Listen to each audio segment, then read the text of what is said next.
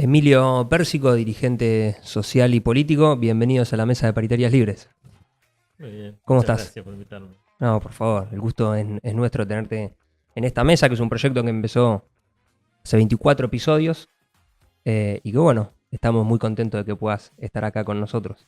Sabés que en el lugar donde montamos este estudio es un lugar que cede mi abuelo en la década del 50, porque el club funcionaba acá a unas cuadras y ahora es un estacionamiento de autos. O sea, había mucho más terreno. Y como no podían bancar el alquiler, lo traen acá, que es mucho más chiquito. Mi abuelo cede este espacio, pero se pudieron mantener las actividades. Después, cuando mi abuelo muere y muere mi viejo, se lo quedan los muchachos que paraban en el buffet. Y no tienen la mejor idea de vender droga, empezar a vender droga. No. Sí. Cambiaron de rubro. Cambiaron de rubro. Muy rotundamente. Y eso fue expulsando muchos socios y mucha gente que hacía actividad hasta el punto de cerrarlo y que acá haya una cocina particularmente de cocaína. ¿Sí? Sí. Bueno, nosotros hicimos todo un trabajo de recuperación, de juicio de desalojo. Había una convivencia con la policía en ese momento por parte de los muchachos. Y en el 2012 nosotros tomamos la posesión del lugar y bueno, y hoy estamos acá con las actividades culturales y deportivas. Y yo Ahí siempre... está muy lindo. Bueno, gracias. La verdad que nos pone muy contentos porque vienen muchos... Una luna de Avellaneda recuperada. Así es. En vez de así la es. pérdida, por lo Igual. menos. Esta es al revés, ¿no? Esta es. Claro, cuesta ser ganar. recuperado. Claro, Este tiene el final inverso, pero yo siempre digo que fue como una actividad, movimiento evitista, porque cuando nosotros militamos, siempre que se acercaban a militar o estaban compañeros tuyos en el territorio, siempre era un ejército de recuperación de espacio público, de recuperación de fábrica, de recuperación de compañeros y compañeras que tenían consumo problemático, de recuperación de los trabajos informales. Siempre tenían esa impronta de recuperación. Hoy ese ejército, en la era Milei, ¿cómo está trabajando? ¿Se ha aumentado la actividad de recuperación, de contención? Hoy es un momento difícil, muy difícil porque hubo un ataque muy fuerte a la organización popular en general, sobre todo a la organización de los más humildes, es decir, meter a la Argentina en una Argentina del 20%, achicarla al 20% y meterla ahí adentro, necesita de también no solo de una parte política, sino una parte represiva, llamémosle, de distintas formas de represión, tanto en los sindicatos, dividirlos, estigmatizarlos, como en la organización de la gran mayoría de los trabajadores, ¿no? Yo vengo de una reunión con los compañeros de farmacia y ellos decían, bueno, hoy tendría la Argentina 30 millones de compañeros en edad de trabajar, ¿no? De los cuales 6 millones son trabajadores privados y 2 millones serán trabajadores del Estado con todos los derechos. Después de haber otro millón más que son contratados. Entonces los trabajadores con pleno derecho, que era lo que conocíamos en la Argentina, son 8 millones. ¿No? No aumentaron, digo. No, por eso. Entonces la representación de todos esos trabajadores están afuera del sistema. Ahí fue mucho más cruel el ataque de Milei. Los estigmatizó, planteó que los comedores, que es un lugar de sacrificio muy grande, porque tener un comedor en tu casa es sacrificar tu vida hacia los demás de una manera extraordinaria. Él los llamó ladrones, claro. ¿No? Que eran comedores truchos. En donde en realidad el comedor en general es difícil sostener toda la vida un comedor en tu casa. Sí, comedores famosos como algunos que conocemos, que son los que sostienen alguna empresa o cosas así, pero sostener comedores es muy difícil y van cambiando de lugar, de casa de compañero en general, la olla, el comedor. Y ellos llamaron comedores truchos y agredieron a los compañeros y hicieron 200.000 interrogatorios, porque ahora antes vos llamabas al 0800 de Desarrollo Social para hacer una denuncia de algún derecho que estaba vulnerado. Y ahora vos llamás ahí, no es por un derecho vulnerado, sino te atiende la Policía Federal, ¿no? Entonces hicieron 200.000 interrogatorios, bueno, hicieron toda una campaña de estigmatización del sector. Entonces el sector está muy golpeado, muy, muy golpeado, ¿no? Pero igual hoy se sostiene gran parte de los comedores, gran parte de los trabajos sociales, con muchísimo esfuerzo y voluntad de los compañeros y sobre todo de las compañeras, que es la organización comunitaria de las organizaciones libres del pueblo, digamos, como este club. Bueno, los barrios populares, los clubes, son refugio también para el comedor. Cuando se lo estigmatizó tanto, bueno, hubo que buscar esos lugares, las iglesias, ¿no? De todos los credos, hasta los evangelistas han abierto hoy muchos comedores populares, digamos que antes no. Bueno, entonces hoy la tarea territorial es mucho más dificultosa, digamos, ¿no? Y encima con un Estado que se retira totalmente, no solo se retira con la ayuda alimentaria, sino que se retira también la política de ayuda, por ejemplo, a las guarderías populares. Nosotros teníamos un relevamiento en La Matanza solo de 300 guarderías populares que recibían algo del Estado, que las compañeras que trabajaban ahí, que todas, una cosa muy linda que sucedió durante el gobierno anterior, que en todas hay hoy una maestra jardinera, es decir, las compañeras que hacían esa tarea estudiaron de maestra jardinera y se pudieron recibir, que no son reconocidas por el Estado, la única que reconoce es desarrollo social, y tenía una ayuda de desarrollo social, eso también se cortó totalmente, no hay ninguna. Plan Nacional de Primera Infancia. Claro. Entonces, eso también, ¿no? Hay que sostenerlo, a veces con una pequeña cuotita, a veces organizando rifas o cualquier cosa así. Pero bueno, la situación es muy, muy difícil. La situación social es muy difícil y la situación de la política social en el territorio ha desaparecido, ¿no? Lo único que queda son las asignaciones, la asignación universal y que llega, hay que aclararlo, a 2 millones de beneficiarios, ¿no? A 1 millón y pico de hogares. Tenemos 11 millones de hogares pobres, ¿no? Quiere decir que apenas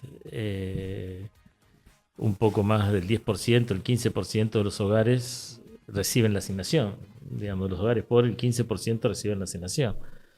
El resto no recibe nada, digamos, porque se ha cortado todo el resto de las ayudas sociales. Y la tarjeta alimentar lo mismo, lo único que reciben son los que están los que reciben el otro beneficio, es decir, es la misma población. Entonces, la gran mayoría de los hogares humildes hoy no recibe nada del Estado. Eso hizo aumentar muchísimo la indigencia, en primer lugar, la pobreza, por supuesto, pero la indigencia en la Argentina se la llegó a llevar a 4 puntos, 3 puntos, ¿no? Hoy está en 13, 14, 25 dio la última vez, ahora va a dar un poco menos por ahí. Pero la indigencia aumentó muchísimo, ¿no? Un país con el 25% de indigencia entendamos que es la gente que no llega a hacer una comida completa por día, que no completa su alimentación con los recursos que tiene. Eso se utilizaría todos sus recursos en comer, ¿no? Cosa que sabemos que es difícil, porque alguna otra cosa vos tenés que pagar.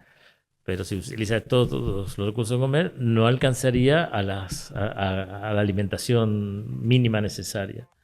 Quiere decir que esos compañeros están en una situación, tenemos el 25% de la población que está en situación de hambre, ¿no? De que no completa sus comidas diarias. Y después tenemos, bueno, el 50% pobre. ¿Y por qué no lo ordena el mercado eso? No sé, es un programa humorístico. Vamos a cambiar cambiamos de rubro. Nos vamos a transformar en un programa humorístico. Del otro lado que cree que... Había mucha ayuda de los privados, eso también hay que aclarar. Había mucha ayuda de los privados. Nosotros recibíamos mucha ayuda también de los sectores privados, de algunos sectores privados, de empresas. Y eso también se retrajo. ¿Por qué? Porque vos acusás a los comedores que son ladrones y entonces el privado dice... no voy a... Y el gobierno parecía que iba a la casa de los comedores. El privado tenía miedo de decirme, a ver si le doy algo a esto y Lo terminan robando. Y se lo terminan robando. Quedaron algunas ONG como, yo que sé, esta que tanto reivindica la Lita, que le dieron toda la comida del SEANSE, que es banco de alimentos, que nosotros lo que hacíamos era comprábamos en banco de alimentos, es un lugar que te vende las cosas, no es que te regala las cosas, no es un lugar que te le dan las cosas y te dona. Entonces prefieren dársela al banco de alimentos que las vende, se las vende a los comedores a veces, muchas veces, nosotros le compramos a veces a ellos. Ahora hay que tener la plata para comprar porque si no te dan nada, ¿no? Es mucho más barato, muchas veces comida vencida, ¿no? Después iban a los comedores, encontraban comida vencida y cosas, y te la vendía el mismo Estado a través del banco de alimentos, ¿no? Es decir, el mismo Estado, hay una ley que toda la comida que está un tiempito antes de vencerse en los grandes supermercados tiene que ir al banco de alimentos, a 2 ONG. Pero esas ONG, 2 ONG te la venden, no es que la regalan, digamos, ¿no? Son instituciones que viven viven de la política social, digamos, los que trabajan ahí, ¿no? Y Emilio, ¿cómo tomás esto de que simbólicamente, ¿no? Creo que es el primer presidente que habla de la justicia social como aberración. A mí me parece que el macrismo o el PRO escondía más esas intenciones y hasta podía llegar a tender algún puente de diálogo con las organizaciones sindicales y sociales, pero las confronta directamente. Cuando el presidente dice que la justicia social es una aberración, en verdad, ¿cuál es la consecuencia directa en el territorio? Yo creo que el macrismo no pensaba que la justicia no llegaba a ese nivel. No lo pensaba directamente. A ese nivel de gorilismo, no, a ese nivel de ser tan gorila o tan mono, digamos, porque ni siquiera son gorilas, son monos. No tiene. No llegan a la categoría de gorila, digamos, ¿no? Es decir, ni tienen ese estatus. No tienen ese estatus, son monitos, pero porque muchas cosas son casi infantiles, digamos, ¿no? Es decir, la justicia social es un derecho prácticamente en las Naciones Unidas, todos hablan de justicia social, hay de los derechos del niño, los derechos de la familia, en todos esos lugares aparece la justicia social, en nuestra Constitución aparece, digamos, ¿no? La verdad que no tiene ningún gollete, digamos, el planteo de que no existe la justicia social, ¿no? Nuestra iglesia no este papa de los siglos, digamos.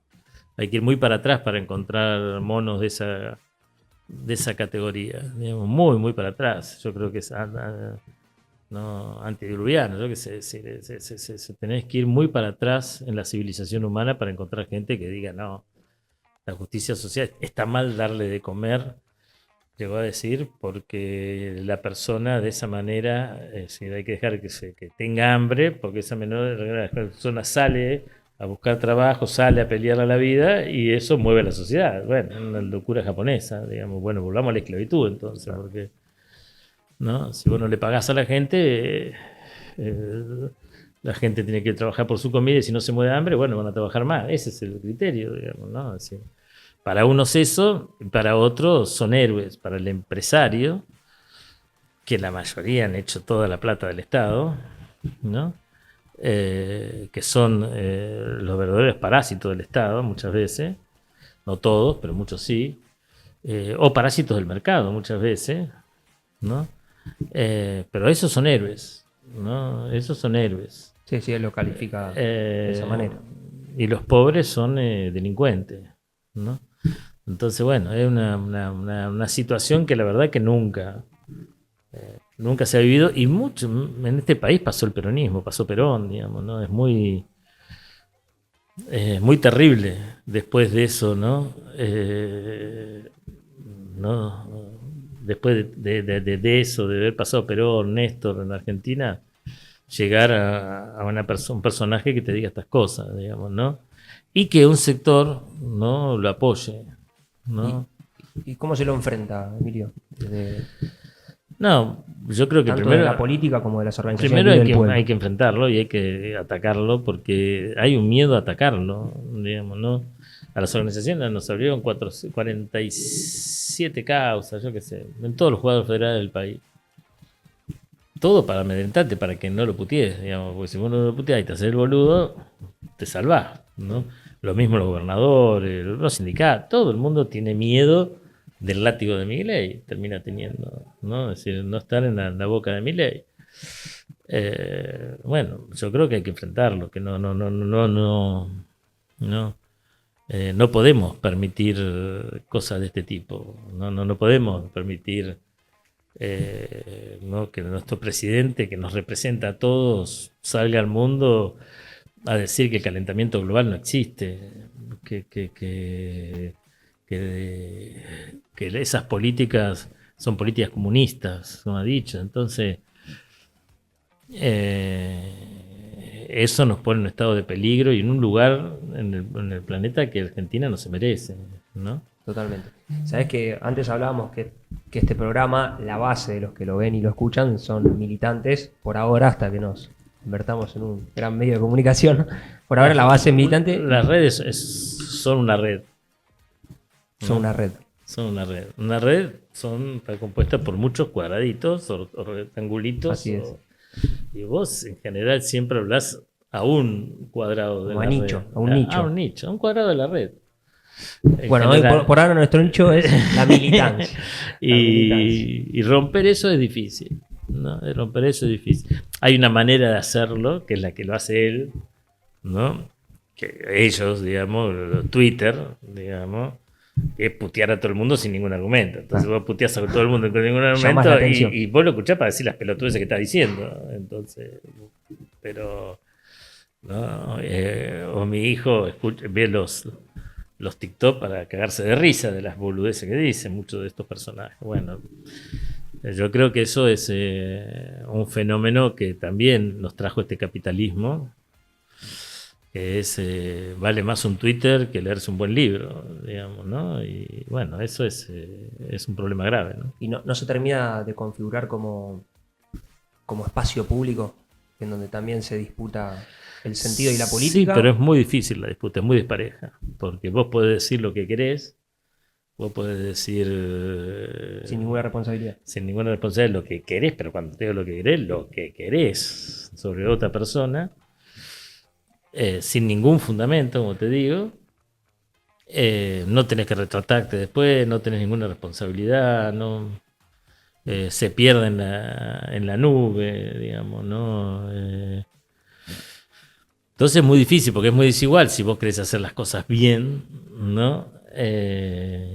Yo creo que va a haber un hartazgo de todo esto, ¿no? Va a haber un hartazgo de la red de lo que es hoy Twitter, de X, ¿no? Porque Elon Musk la compró para hacer esto, para hacer un lugar de difamación, de puteada, él mismo, ¿no? Él mismo hace... Sí, él es activo. Activo, pero activo diciendo esas cosas, diciendo cualquier cosa del otro, digamos, sin ningún fundamento. Un tipo que teóricamente tiene empresas tecnológicas y no sé cuántas cosas más. También el Elon Musk nuestro también, es decir, el mercado, ¿cómo se llama? Galperín también hace lo mismo, digamos, dicen cualquier cosa. Total, no importa, porque está en Twitter. Entonces Twitter es como un lugar donde vos podés decir cualquier cosa y no lo decís de frente. Encima de eso, tenés esa otra ventaja. Yo estoy seguro que ninguno de ellos, ¿no? Vos los ves en las cenas estas empresariales, ninguno de ellos en esa cena empresarial se animan a decir nada de lo que dijeron a algunos que están por ahí, ¿no? Cara a cara, ¿no? No se animan, digamos, se animan en Twitter. Y generaron una situación ahí donde en general es una contraeducación, digamos. Yo a mi hijo lo veo cuando habla ahí, trato de que esté lo menos posible enganchado a esa cosa, pero a mis hijos y hablan como Milei, digamos, decir, malas palabras, ¿entendés? Con los amigos, maltrato. No es una cosa buena todo eso. Es decir, lo que trajo democrático lo trajo de basura. Perfecto.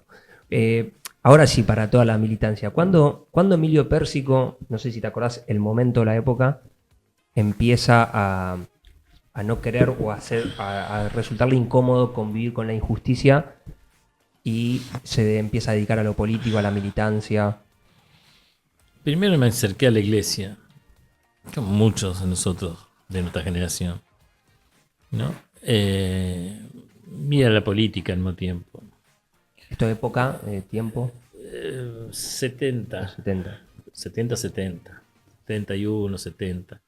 Ayer, mirando las fotos, el día de la militancia, las fotos de Seiza, hay una muy característica que aparece el lugar donde estábamos nosotros y la bandera donde estábamos nosotros en ese momento, digamos, ¿no? ¿Nosotros qué? ¿A qué te refieres? En ese momento yo estaba en La Plata, en la Alianza de la Juventud Peronista, y bueno, hay la foto más característica que está todos los policías, el ejército, no la policía, ¿no? El ejército todo con las capas esas, con la capa esa de lluvia, y formado también haciendo cordón, y ahí estoy yo, en el cordón. Traté de ampliarla lo más posible para ver mi cosa, pero es irreconocible. Tenés que saber que estabas ahí, pero bueno. Desde de esos momentos, digamos, debe ser la primera. No, la primera marcha que fui no fue esa. En realidad, las primeras que fui fue. Y esta sí que no es decir, un día del 8, que es el cumpleaños de Perón y el aniversario del Che, fui a la del Che. Está bien, está bien. No, yo qué sé, al principio era católico y me llamaba la atención el Che. ¿Y tu relación con Perón cuando volvió? Y fui ahí y era muy chico y veníamos de jugar, de hacer deporte con un bolso deportivo, y nos juntamos en una esquina para ir había dos plazas, uno se juntaba en la Plaza Italia y los otros se juntaban en la Plaza San Martín, ¿no? Los del Che y los de Perón, digamos. Y yo fui a la del Che, la policía nos recaba palo de entrada, digamos, no nos dejaba juntar. Y bueno, cantando consignas de la dictadura, bueno, y de repente vamos caminando, corriendo por una calle, se bajan de un carro de asalto, esos carros de asalto que eran los Mercedes, esos redonditos sin puerta, y un cana se baja de arriba con el palo y ¡pa! Me pega en la espalda, un nene era eso, me pega en la espalda un machetazo con el palo, me tira al piso. Nos revisan los bolsos, nos tiran los bolsos arriba del camión porque nos iban a llevar, ¿eh? Llevábamos las cosas de deporte en el bolso. No, sí, nada. La ropa que no habíamos cambiado, ropa sucia, ¿no? Y después, yo qué sé, en eso, no, yo qué sé, se van y se llevan la ropa, por lo menos la mía, la del otro pibe no creo. La dejaban tirar en el piso. Pero esa fue la primera marcha importante que fue. Después, cuando empezó la campaña después, bueno, la de Perón, ¿no? La vuelta de Perón. Me hice más peronista con un amigo, que yo me iba de vacaciones todos los años, mi familia se iba a un lugar y él iba a la casa de al lado, que era Mario Montoto, y me hice más peronista. En realidad, el padre de él no era peronista, los míos no, los padres también eran peronistas, pero los míos eran recontra peronistas. Mi padre era muy peronista, pero peronista, Sí. ¿no? Entonces venía de una casa peronista, y por ahí, cuando uno es muy chiquitito, por reacción, por eso era más guevarista, ¿no? Para discutir con él. Está bien. Y después fui peronista también, más parecido a mi padre al principio, y después, cuando encontré a alguien de la FARC, me hice de la FARC. ¿Pero estabas ahí más por condición de joven o porque realmente tenías diferencias con ese Perón que volvía? No, con el entorno de Perón que volvía. No. Estaba ahí al principio por una reacción como dijo, y después me hice peronista, y después me hice de los primeros que conozco de las organizaciones, esa la FARC, ¿no? Que era peronista. ¿Y ahí cómo es desde ahí hasta fundar el movimiento ITA? No, pasó un montón de años, 50 años. 50 años. Bueno, ya estamos en la FARC. Ahí tu militancia es activa, orgánica. La militancia activa es orgánica. Armamos la unión con este compañero armamos la Unión de Estudiantes Secundarios de La Plata, y me empecé militando en la Unión de Estudiantes Secundarios. ahí, en los secundarios. Y después, cuando... Después de la UES, en la UES estuve hasta el principio de la dictadura. Y después siempre milité en la resistencia, en Montoneros, durante toda la dictadura, ¿no? Ahí cómo se sufría, digo, persecuciones de... Se sufría, sí, digamos, decir, la primera caída la primera caída importante eran varias veces. El primer muerto que veo, en realidad, es en Ezeiza. Nosotros fuimos en un camión desde La Plata, ¿no? Desde la UES llevábamos dos camiones de pibe, y de la UES de La Plata, y uno, cuando hacemos el recuento de los camiones, faltaba más de uno, pero uno no apareció después muerto, y bueno, me acuerdo del velorio del pibe. Después de muchos años reconocí la casa, y porque no estaba reivindicado en ningún lado, como peronista, y le pusimos a la escuela ahí del barrio el nombre de él cuando estábamos con Felipe, ¿no? Una escuela de capacitación técnica, ¿no? Bien de militante, es esa escuela todavía. Mi mujer es ahí la portera. Bueno, en esa escuela el nombre de ese pibe. Y después, yo qué sé, en la de la UES también, la AAA, nos mató a Patulo, que era un amigo mío del barrio, ¿no? Y todas esas cosas, sí, por supuesto. De la UES, de la UES de La Plata, debemos tener 80 compañeros desaparecidos. Y deben quedar por ahí dando vuelta unos 20, digamos, más o menos. 20, 30, 40, no sé cuántos quedarán, pero no muchos. Y viviendo eso, cuando ves la retórica de Milei o este lanzamiento de las agrupaciones de la Fuerza del Cielo, que dicen somos el brazo armado de... No son ni gorilas. No son ni gorilas. Yo te doy un ejemplo. O sea, lo tomás más como humor que ¿Cómo se llamaba este radical? ¿Cómo es? Ahí, el presidente. Jarolaski, que era el presidente del bloque en la época de Alfonsín, el primero, después se enfermó. No se enfermó y fue a Cuba a tratarse. Se trató en Cuba, y en Cuba lo tienen como un personaje, digamos, ¿no? Pero era un gorila. Era un buen gorila. Bombardeó Plaza de Mayo. Pero era un gorila, con el cual podías hablar, discutir, tenía idea, defendía su punto de vista. Estos no llegan a hacer eso, no son, o sea, que no llegan a hacer eso. No son cómicos, que frente a frente salen corriendo, digamos, aparte. Sí, no son... ya lo han demostrado. Sí, pero no son pibes que, bueno, que están desilusionados también con la política, con todo, y bueno, bueno, muy equivocados, muy metidos en en un mundo, en un cuadradito eso de las redes, que es muy feo, muy asqueroso, no puedo calificarlo. No puedo calificarlo porque la verdad que no merecen una calificación, ni merecen llamarse una fuerza política.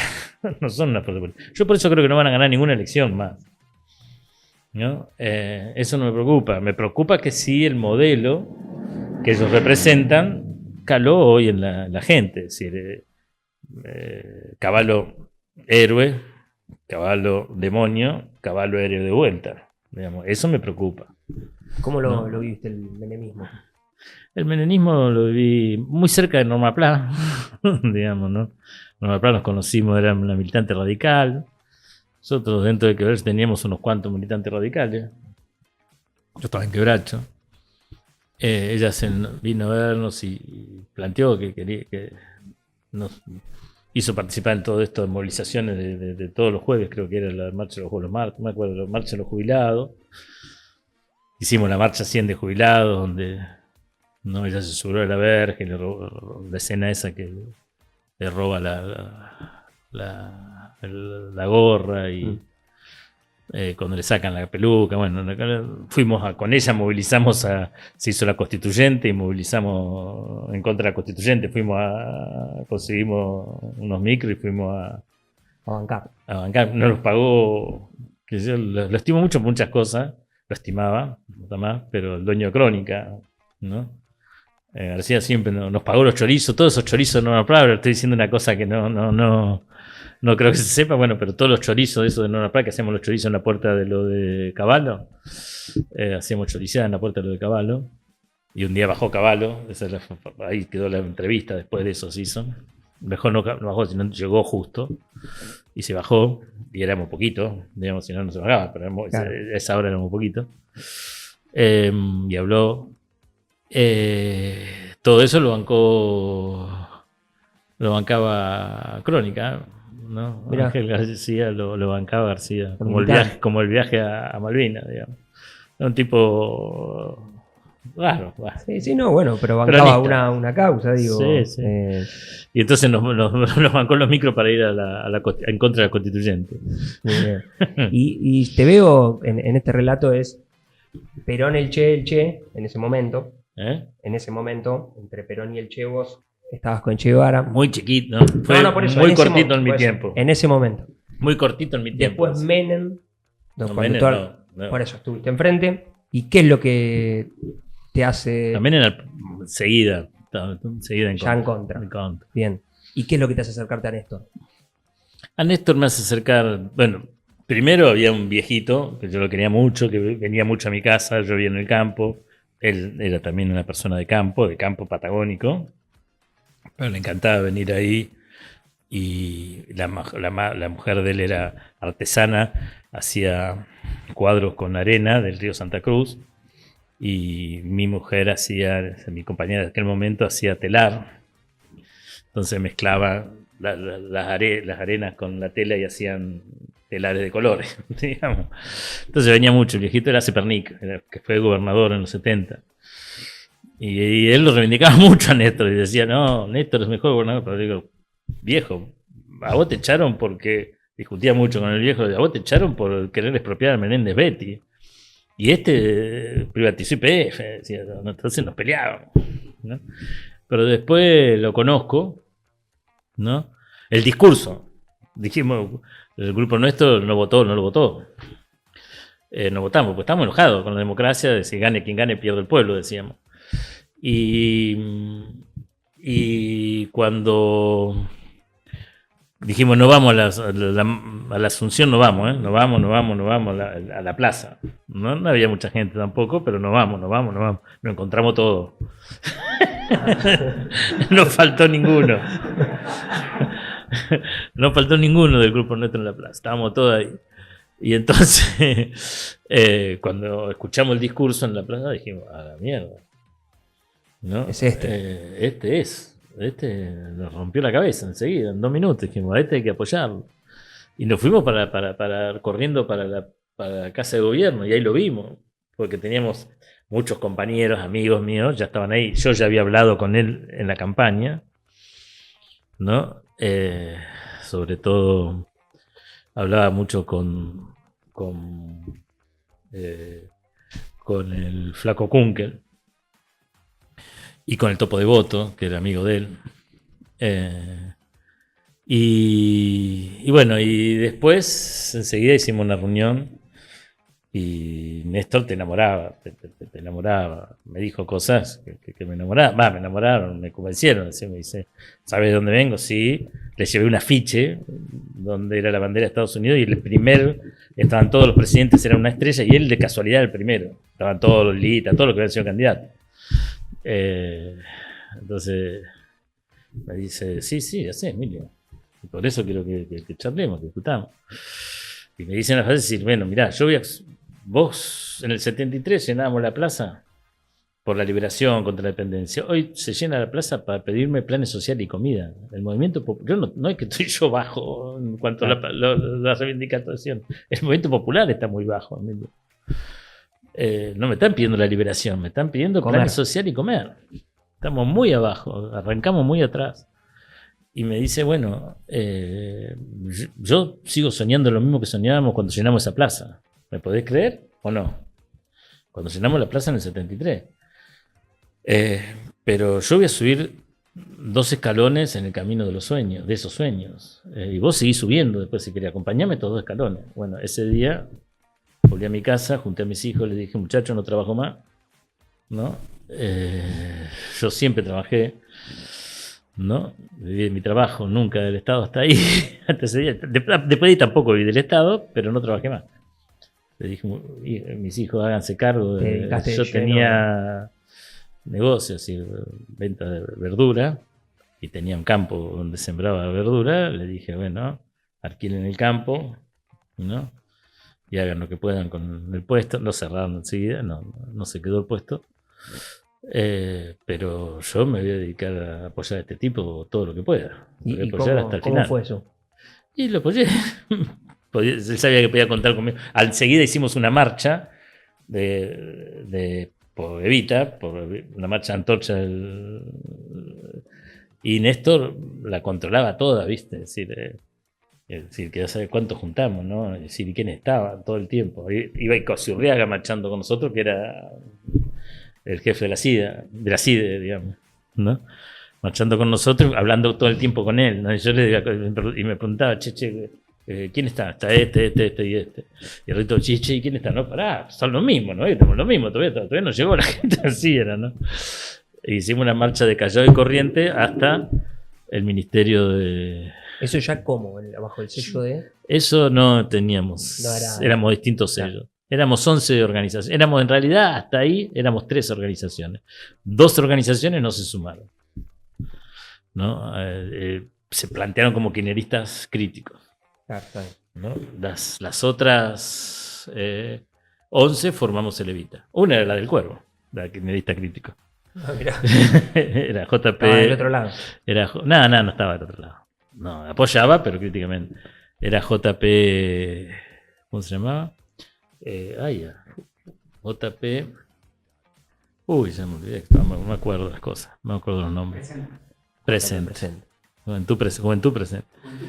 Y ellos acompañaban, pero de una forma más crítica, y después se terminaron sumando. No, se sumaron después. No, él hizo su camino hacia la Cámpora. Después, bastante después. No. Pero después todas las organizaciones se sumaron y armamos entre todas el movimiento Evita. Bien. ¿No? Y entonces, Menem sí, Menem no. Menem no. No, Menem resistencia. Con Néstor sí. Y con Cristina, vos ya estabas muy adentro. Pero ¿encontrás alguna diferencia sustancial? Yo dije que ante la tumba de Néstor dije que nunca iba a ser evitismo. Nunca iba a ser cristinismo. Que si había defendido a Néstor hasta el final, iba a defender a Cristina hasta el final, porque era su legado. Y la defendía hasta el final. No por más de que tenía críticas, la defendimos hasta el final. Críticas que por ahí habría sido la misma. Cristina hizo la gran distribución de ingresos, Néstor no la hizo, ¿no? Cristina hizo la gran distribución. Néstor nos sacó de la crisis y nos dio la herramienta de vuelta. A mí me devolvió la política, ¿no? Nosotros hacíamos lo social, resistíamos contra la política, como podíamos. Néstor me devolvió la política a mí. Hasta me metió ante el PJ. Claro. Es decir, yo no era afiliado al PJ, nunca pensé que iba a ser afiliado al PJ, no creían que las cosas, que era por ahí la cosa. Y un día me llama y me dice, Emilio, estaba yo, él, Cabandier y uno más, me dice, bueno, vamos a tomar el PJ. He decidido que voy a ser presidente del PJ y ustedes me van a acompañar. Yo digo, Néstor, te equivocás, yo no soy del Partido Justicialista, ni lo quiero ser. Vos vas a ser del Partido Justicialista. Sí. Me dice, andá a verlo Chocomación que te afilie ya. Y vas a ser secretario de organización del partido. Y mientras vivió él, fui secretario de organización del partido. Cuando se murió, vamos al entierro allá y se hace la primera reunión del consejo de partido sin Néstor. Yo participo y cuando salgo, estaba justo ahí Máximo, le digo, Máximo, no. Yo para estar en el partido con Néstor sí, pero para acompañar a... No. Por más que era Scioli, no. Yo fui funcionario únicamente con Néstor en este momento. Con Cristina después, funcionario. Pero no acompañé. Ahí me fui del Partido Socialista. Me fui yo, hicimos un recambio, me fui yo y pusimos al Chino. Claro. ¿Y vos, en qué estabas dedicado ahí? No. O sea, apoyabas al gobierno de Cristina, pero no quería hacer nada con el Partido Socialista. No era para mí la herramienta. No, nunca lo fue. Por ahí. Con Néstor era entretenido, porque ibas y Néstor hablaba. A veces se le contradecías algo y entonces hablaba más. Entonces, si querías que te hablara 45 minutos, no había que decir nada. Si vos le decías algo, Chao. teníamos 2 horas. Entonces, mejor no decirle nada. Yo le decía todo, no, bueno, cagamos. Y ahora cuando la ves a Cristina, presidente del PJ, presidenta del PJ. No, bien, me parece bien. Cristina, yo tengo una relación no como lo tuve con Néstor, porque Cristina tuvo que tomar. Cristina era una compañera, primer problema grave, mujer y presidenta, ¿no? El día que se muere Néstor, también yo lo veo a Máximo todo el tiempo con los brazos cruzados frente al cajón de su padre. Y a Cristina Chapomada. Creo que ese día nació fuertemente la Cámpora como la defensa de Cristina, es decir, la organización que tenía la tarea central de defender a Cristina. Cristina gobernó, Néstor gobernó con los pingüinos, no tenía un pingüino en cada ministerio, y Cristina gobernó con la Cámpora, pero era su herramienta para la defensa de una política machista y de una política que pensaba que se la llevaba puesta, ¿no? Esa es la verdad. Y no se la llevaron puesto un carajo. ¿Había algo de eso para vos?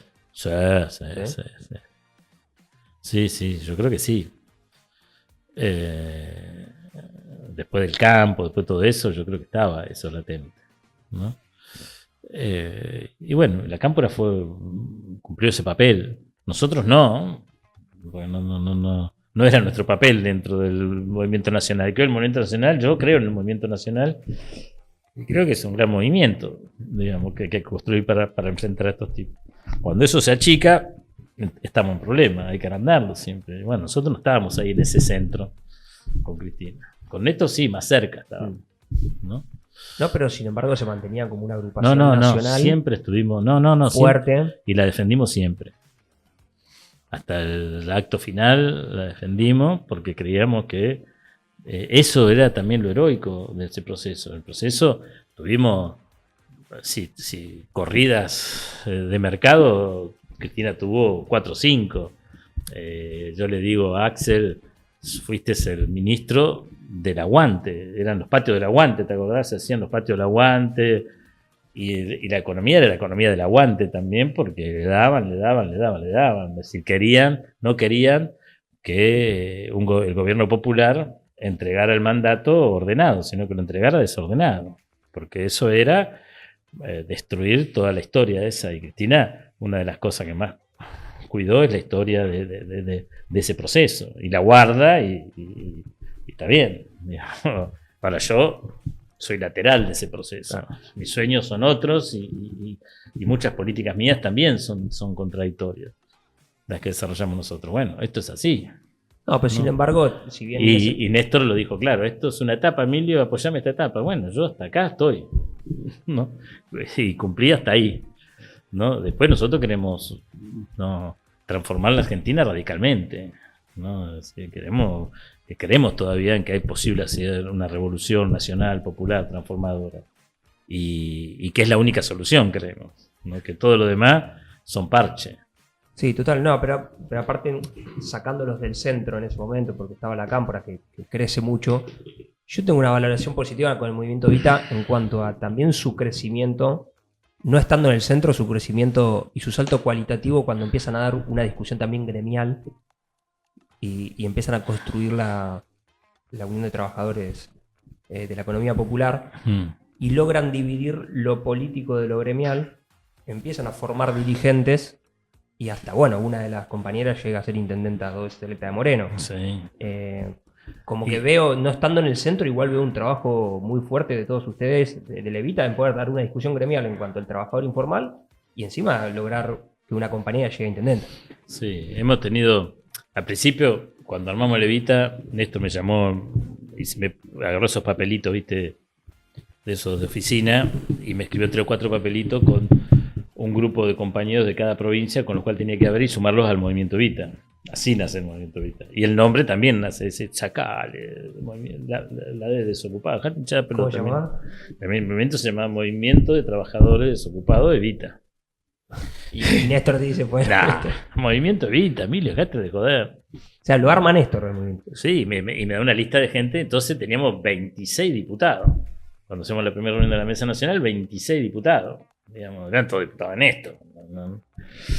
Pasamos de eso a después a una construcción diferente, en donde los pibes jóvenes se fueron haciendo cargo, digamos, fueron desplazando los 26 diputados y se fueron haciendo cargo de la construcción.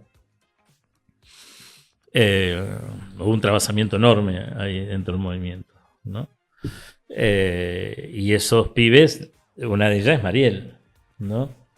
Que era una piba en aquel momento y terminó siendo intendenta. Y entonces los intendentes que vinieron, los diputados, intendentes que vinieron después, ¿no? de ese momento, en ese momento estaba Daza, que era vicegobernador. Daza armó todo el norte, el Evita, y era el vicegobernador de Jujuy, ¿no? Y andábamos con la camioneta de la vicegobernación. ¿No? Y recorrimos todas las provincias. Yo 2 o 3 días a la semana me agarraba, me tomaba un avión, me iba a Jujuy, me esperaba Daza en el aeropuerto y salíamos a recorrer el norte. Pero ahí después una generación de pibes que se hace cargo del movimiento Evita, y esas construcciones ya eran más nuestras, digamos, ¿no? Por más que era dentro del kirchnerismo, pero eran construcciones más nuestras, ¿no? Desde diputados que entraron armando partidos provinciales hasta diputados que, puede decir, como en Misiones, o diputados que disputan, como en Formosa, una línea interna y una lista interna en las internas abiertas que se llama Movimiento Evita. Y va a la disputa y bueno, y entra como diputado, ya lleva creo que 4 periodos, pero él se los gana, digamos, ¿no?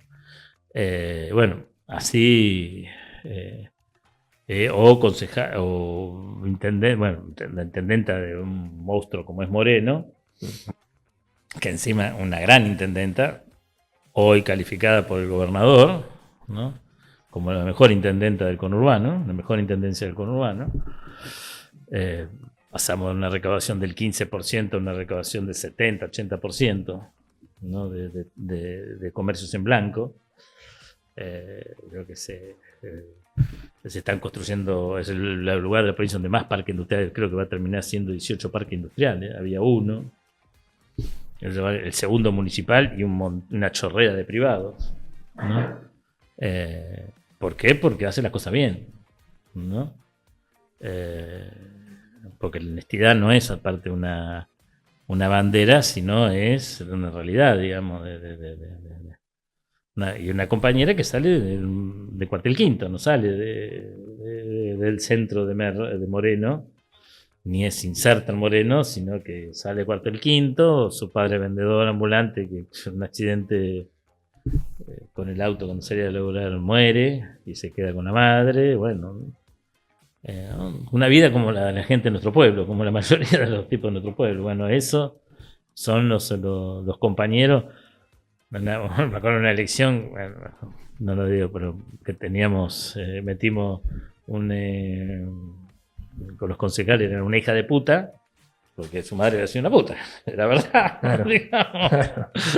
No mal dicho. El eslogan era verdad. Era verdad, uno que había estado en Cana, y otro que por defender a su hija cometió un homicidio, ¿no? Porque era cartonero y le tiraron a la hija la mataron tirándola, los guardas tirándola del tren, y lo buscó y le dio masita, ¿no? Bueno, entonces también trabajamos con un sector social difícil, entonces construir cuadros ahí es muy difícil, te lleva muchos años. Sí. Y sí, también con los pibes que salieron de la universidad, se desinsertaron y se metieron en los barrios, como Leo, que se metió en un barrio y que en realidad lo hizo. Si yo planteaba otro candidato, le decía a Cristina, quiero Cristina me dice, no, el pibito ese que yo vi ahí en la villa, que estaba ahí defendiéndolo, porque ahí mataron unos pibes, ¿no? Que estaba defendiendo a los pibes del Paco. Era Leo, ese pibito que era un pibe de la JP, era el responsable de la JP Vita en ese momento. No, sabes que acá aparte de los chicos de la producción también son de Moreno y me hablan muy bien de la gestión de ¿Sí? Mariel allá, Lucas. ¿De Moreno? Y me hablan muy bien de la gestión de Mariel. Ahora, de cara a lo que viene, ¿van a poner esa identidad en juego? El Evita, sé que tienen su partido. Tenemos otro partido, el Partido de los Comunes. Yo creo que va a haber una primera elección donde va a haber alguna dispersión dentro del sector del campo nacional y popular, pero la segunda va a privar la unidad anti-Milei. Total. ¿No? La segunda hay que sacarlo a Milei, así que va a haber una unidad muy grande. Milei ya está preparando la ley de paso para que quede para que arregle el quilombo que tiene él con el PRO, y en la otra que no haya paso para que no podamos, bueno, va a haber que buscar la manera, pero en la segunda elección tenemos que construir una unidad anti-Milei. Y el pueblo va a concentrar el voto ahí, no le va a dar el voto al que se corra de esa unidad. Es decir, es como estas cosas que hace muchos compañeros que se van haciendo una cosa al costado, pero terminan llevándose el 3%, digamos, ¿no? Es decir, en La Matanza sacaron el 7.000 votos, digamos, ¿no? Son muy buenos en toda esta etapa, pero después cuando llega el momento hay que construir la unidad anti-Milei. Y no empieza en el 2025. O sea, No creo. se permite más una atomización. Se permite más una atomización. Para ver qué tiene cada uno. Pero va a haber un espacio mayoritario que va a ser el espacio del peronismo, digamos, ¿no? Va a haber un espacio mayoritario, pero va a haber muchos que van a jugar otras alternativas que después hay que juntar. Bien. Y ese espacio del peronismo vos lo ves conformado por Cristina como jefa del Partido Justicialista hoy. Hoy es la jefa del Partido Justicialista. Ya no la veo, sino hoy es la jefa del Partido Justicialista. Hay que tratar de llevar los mejores candidatos. Sí, tenemos que tratar de llevar los mejores candidatos para ganar, digamos. No hay que dramatizar tanto tiempo antes las elecciones. Néstor me decía, mirá, Emilio, si vos pensás la elección mucho tiempo antes, perdés. Porque se preparan todo contra vos, digamos. Vos tenés que venir de atrás, que no te va nadie, y darle el saque en el último minuto. Si no, si todos saben qué es lo que vas a hacer, lo van a evitar. Si yo te digo a vos, y porque vos estás siempre evitando también, decir quién va a ser el candidato, como, bueno, nada. No, Emilio, yo ni lo pienso cuando llegue el momento. Me siento, lo pensamos, vemos, ¿no? ¿Quién puede ser el candidato? Discuto con 4 o 5 y bueno, vamos, ¿no? Creo que ese es lo que va a primar, digamos. Y ahora, entrando ya al mundo del trabajo, la CGT ayer, es parte de la CGT, decidió continuar el diálogo y no abonar a la propuesta de otra parte de la CGT, conducida por Pablo Moyano, a llegar a un paro a fin de año, un paro general. ¿Vos crees que con este gobierno se tiene que mantener el puente de diálogo o por lo menos siempre esa en los momentos instancia? es difícil, en los momentos de resistencia, en los momentos de ofensiva de los sectores de la derecha, construir unidad en nuestro campo. Siempre la resistencia tiende a dispersarse. Uno tiene que construir unidad la más amplia que pueda, pero siempre tiende a dispersarse. Es una característica, digamos. Primero porque estamos parados sobre distintos sectores. Hoy la dirigencia sindical representa a esos 9 millones de argentinos que tienen contrato colectivo de trabajo, ¿no? Y somos 30 millones los que tendrían que tener contrato colectivo de trabajo. Bueno, y muchos de esos sectores son clase media. Un trabajador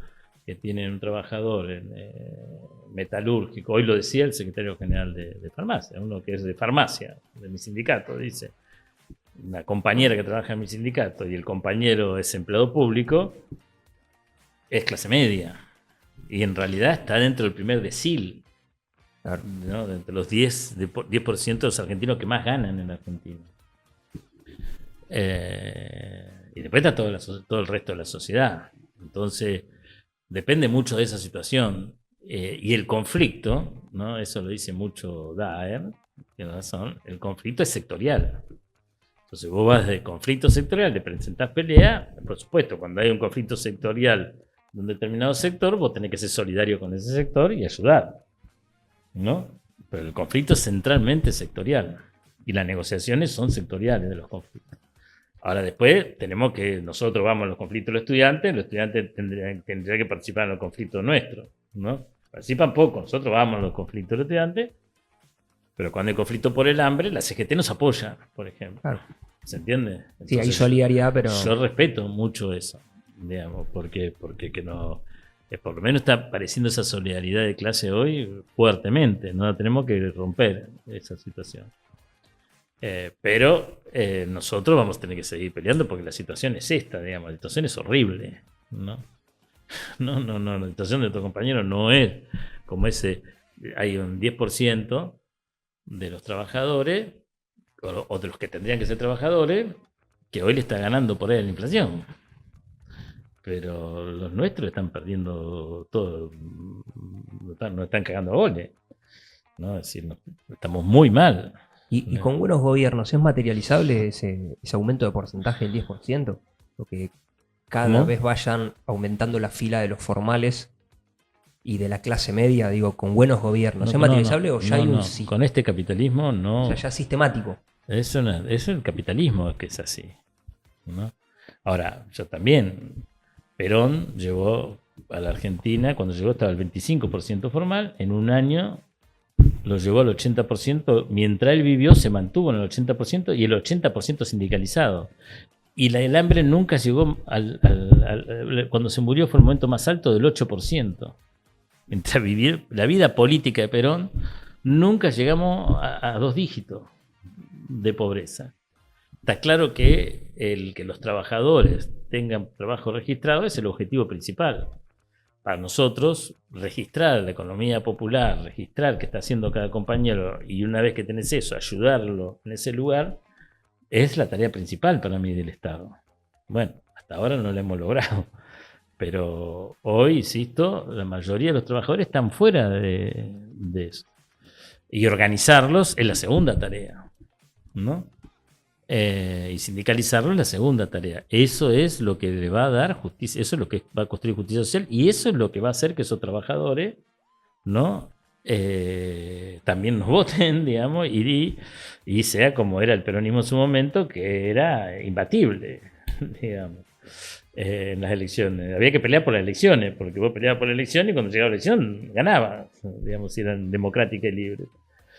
Bueno, hoy no es así, pero porque tenemos esta situación. Es decir, se ha destruido el tejido social, se ha destruido a los trabajadores, no se le ha permitido organizar a este sector social, ¿no? Perón no solo generó el derecho al trabajador, sino que lo organizó. Entonces, eso, ¿qué hacía? Que él no estaba en el gobierno, estaban los milicos, estaban los radicales, y sin embargo se mantenía la situación de que los trabajadores, que no había pobreza en la Argentina. Estaban organizados Y no había pobreza.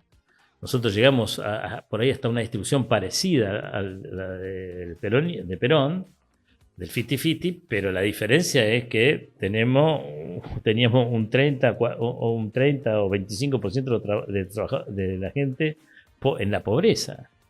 ¿Se entiende? Eso no existía en ese momento. Bueno, ¿pero por qué centralmente? Porque en la puja distributiva, si el trabajador está organizado y está registrado con derechos, y el Estado lo ayuda en esa puja distributiva, contra el capital puede, ¿no? Salir de la pobreza. Si no, en la puja distributiva pierde, y hoy pierde pierde que el Estado está en contra y lo persigue encima. No lo deja organizar, lo persigue. Bueno, ese trabajador está recontra explotado, ¿no? Hay una consultora de ellos que saca el promedio de los trabajadores, sumando los trabajadores en negro. Entonces tenés comercio, ayer miraba, 198.000 pesos. ¿No? No se puede creer. ¿Se entiende? Sí. Pero es así la realidad. Entonces, bueno, eso es porque hasta le sirve de referencia. Ellos, ¿por qué lo hace? Porque recibe de referencia, ¿no? También sirve de referencia para los otros, porque no se da cuenta. Entonces, que la CGT pueda comprender este proceso y que empiece a pelear por esos trabajadores, ¿no? Bueno, eso es un cambio de paradigma enorme, digamos, y es el cambio revolucionario que necesitamos. Pero no se da primero en la política y después lo toma CGT. No, ya la CGT empezó a tomarlo. Lo empezó a verlo. Esta es una charla con dirigente sindical de hoy, es decir, empezó a tomarlo, empezó a verlo, empezó a tratar de estudiarlo. Y la política mucho más atrás viene, pero va a venir, estoy seguro. Cristina empezó, se reunió con la UTEP por primera vez. Bueno, hay que lograr de que cada vez se hable más de eso y cada vez se entienda más ese fenómeno. Si no, no hay manera de construir. Y hoy también tenemos que ellos lo entienden, el capitalismo lo entiende y empieza a organizar el trabajo de estos compañeros, ¿no? Es decir, lo hace a través de las plataformas. Entonces, ya Uber, Didi, Mercado Libre, Rappi, son todas empresas que organizan el trabajo del reparto de cosas, ¿no? De la movilidad, del transporte, ¿no? Donde vos lo único que tenés que hacer es ir a una plataforma, inscribirte y ya está, ¿no? Sin ningún derecho, sin nada, pero bueno, eso empieza a aparecer, digamos, muy fuertemente. Es decir, Mercado Libre hoy en el territorio, uno de los laburos importantes, te dan 800.000 pesos si vos repartís 25 paquetes, ¿no? Bueno, eso por día, ¿no? Tenés que laburar como loco y ya hasta sábado y domingo, digamos, para llegar. Pero bueno, eso, y los compañeros van a buscar eso. O sea, ¿no? Parecería que siempre está un paso adelante, ¿no? El capital. No, porque ellos entienden este modelo, los políticos no lo entienden. Y los sindicalistas tampoco. No, eso es lo que nos falta. ¿No? Empiezan a entender algunos, pero no lo entienden. No entienden este nuevo capitalismo. Se cree que estamos en lo mismo. Se cree que vamos a poder volver a hacer la misma cosa que hicimos antes.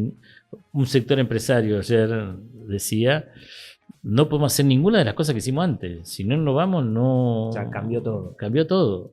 Entonces, si no nos vamos, no avanzamos. Sí, de hecho, ahora con la inteligencia artificial... Más todavía. Una cosa que me hicieron ahí, me decía, ¿cómo te gustaría...? ¿No? Había una chica, un aparatito que te decía, bueno, ¿cómo te gustaría que sea la Argentina? Y vos describías la Argentina como querías, con justicia social, con esto, así, y la inteligencia artificial te hacía una postal, un dibujo. No, yo le pregunté qué le preguntarías a Emilio Pérsico. Tío, la verdad no me sorprendió, fue bastante como un entrevistador más básico, pero sin embargo está el contraste con la inteligencia artificial. ¿Te conoce la inteligencia artificial? ¿Sabe quién sos? Sí, yo le he preguntado también. Y bueno, pero es como yo que le estamos cediendo la verdad. Que me escriba una respuesta a determinadas preguntas. Y la inteligencia artificial la escribe. Sí. Ya creo que le estamos cediendo la verdad a tal punto de que la condición de inteligencia humana se la estamos dejando, digo, a la tecnología. No sé si va a ser tanto. Siempre hace falta. No sé. El capitalismo siempre genera esto del fin dramático, ¿no? Primero eran los platos voladores, después fue el fin del mundo, yo qué sé. ¿No? El crecimiento de la población desmedido y un día no entramos más, digamos, ¿no? Parecería. Nos matamos todos entre nosotros. Claro, nos comemos entre nosotros. Y entonces hoy está con esta idea de que las máquinas, vamos a tener una guerra con las máquinas, digamos, hay montones ya de cosas de Hollywood lo viene planteando. Yo creo que antes de eso, mucho antes de eso, no comemos el planeta. Bien. Que eso sí, el capitalismo hace eso para esconder el verdadero peligro del capitalismo, que es destruir el planeta. Si todos tendríamos el consumo de agua de la capital federal, 600 litros por habitante, ¿no? Que no es el agua potable esta nada más, sino es el agua que se va en una llamada, digamos, hasta para eso hace falta enfriar las magmas. Si todos tendríamos el consumo de la capital federal, haría falta 4 planetas, 5 planetas, y no hay 5 planetas, hay uno solo que da vuelta. Jujuy tiene 500 500 litros. Bueno, la justicia social es igualar eso y que no se destruya el planeta, ¿no? Porque si no, así, el capitalismo nos quiere mentir, nos miente ahora de una manera tan descarada que dice que todos vamos a vivir como viven un determinado sector de la población, ese 10% de arriba o el 20% de arriba. Y no podemos vivir todos como eso. No podemos vivir todo como eso y no se va a dar ese país. ¿Por qué? Porque no alcanza el planeta para hacer eso. Entonces hay que buscar otras alternativas, ¿no? El segundo partido alemán plantea el desconsumo, es decir, bajar el consumo. No creo que sea eso la solución. Austeridad. Plantean bajar el consumo y entonces hacen programitas también en el teléfono que te van guiando tu consumo y te van llevando, o el consumo local, es decir, el sello de consumo local. Ya el producto bio en Europa es muy importante, ¿no? El producto ecológico, pero también en el producto de consumo local, el sello de consumo local es tan o más importante que el otro, ¿se entiende? La gente va a buscar ese consumo. Y bueno, y nosotros en eso somos unos animales, porque en Argentina pasó del peronismo, ¿no? Tanto el socialismo, el comunismo, como el Estado de Bienestar Europeo, resistieron los derechos. Es decir, Europa no entregó todos los derechos del Estado de Bienestar Europeo. En este nuevo capitalismo los resistió y los mantuvo todo lo más que pudo, ¿no? Integrando lo que es la economía popular, la transformó en una economía artesanal de alto valor. El queso Roquefort, el champán, todas esas cosas, que nos ganaron los juicios a nosotros. Argentina entregó todo, ¿no? El estado de lo que era el estado de bienestar peronista, digamos, es decir, de los países del tercer mundo, ¿no? Se entregaron todos los derechos. China, ¿no? Dice, se entregó el capitalismo. ¿Qué es capitalismo? La mayoría, el 80% de los chinos viven trabajando en la tierra del Estado. Eso no tiene mucho de capitalista, no tiene un carajo, digamos, es bien comunista. Pero mantiene esos dos mundos, en donde en los dos mundos va construyendo justicia social. Entonces mejoró muchísimo los derechos que había generado el comunismo, los mejoró con el capitalismo, ¿no? Nosotros, los derechos que habíamos construido con el peronismo, los destruimos. Y construimos esta mega ciudad y destruimos las economías regionales. Pasamos de tener 40 usinas lácteas, ¿no? A tener 5 que producen leche fluida, 400 usinas lácteas, a tener 5 que producen leche, y una tiene el 95% del mercado. Y eso lo hicimos nosotros. Entonces, antes en Jujuy se tomaba leche de Jujuy, ahora en Jujuy toman leche tucumana que viene hasta Buenos Aires, a General Rodríguez, provincia de Buenos Aires, y de General Rodríguez vuelve a Jujuy. Eso no lo haría Europa en ningún lugar, lo harías eso. Y en los países solistas en ningún lugar. La leche es un producto de consumo local, porque si no tiene una carga de carbón, digamos, también eso. ¿Por qué los porteños consumen tanto? Porque consumen eso, una leche que trajeron de Jujuy, de Tucumán. Y eso tiene un consumo de combustible, un consumo de energía, un consumo de agua, que hace insostenible la vida del planeta. Entonces, esto nos lo dice Francisco en Laudato Si, entonces es imposible sostener esto. No es ya un problema, es un problema de defender al ser humano, construir la justicia social. Por eso da risa, este no es gorila, es un monito tití, que se pasó por nuestras vidas, nos vamos a olvidar, creo, ojalá, rápidamente. Pero bueno, esto son los problemas de los argentinos, que no pudimos sostener esa situación para todos los argentinos, que lo sostuvimos para un pedacito, que son esos 6 millones de trabajadores que le mantuvimos los derechos, ¿no? Y que el capitalismo aparte ahora ya no es más la plusvalía, sino a esos trabajadores les paga bien, porque la plusvalía está en otro lugar, está en la marginación, ¿no? Está en lo que los choreaba a todos los otros. Entonces llegan a ser clase media, ¿no? Antes un trabajador, yo fui trabajador de las automotrices, vivía al día, ¿no? Mi sueldo era, me acuerdo en aquel momento, era $100, ¿no? En los 70. Bueno, hoy eso no es así, ¿no? Entonces, bueno, hay que construir un nuevo modelo de país, y ese país tiene que ser con todos, ¿no? Es muy dicho eso, Pero esta vez tiene que ser en serio. Vean. Emilio, la verdad que para nosotros en esta aceleración que nos proponen las redes y este gobierno en la discusión política, poder sentarnos con vos 1 hora y media, lo que fue durando esta entrevista, para nosotros y para todos los que nos ven, es un lujo poder detenernos en este tipo de discusiones porque creemos que son necesarias. Ya para finalizar, que se nos fue el programa, para fin de año, un mensaje para la militancia que te está mirando. Hay que resistir a este modelo para después construir una alternativa. Tenemos que voltear este modelo y tenemos que sacarlo de la Argentina. No si tenemos que echar a Milei, pero no, tenemos que sacarlo de la Argentina todas estas ideas para construir ideas nacionales, populares, transformadoras, revolucionarias de una sociedad muchísimo más justa, porque Argentina tiene las posibilidades y Cristina ya demostró que podemos conseguir los recursos para ser un país diferente. Muchas gracias, Emilio. No, no, no.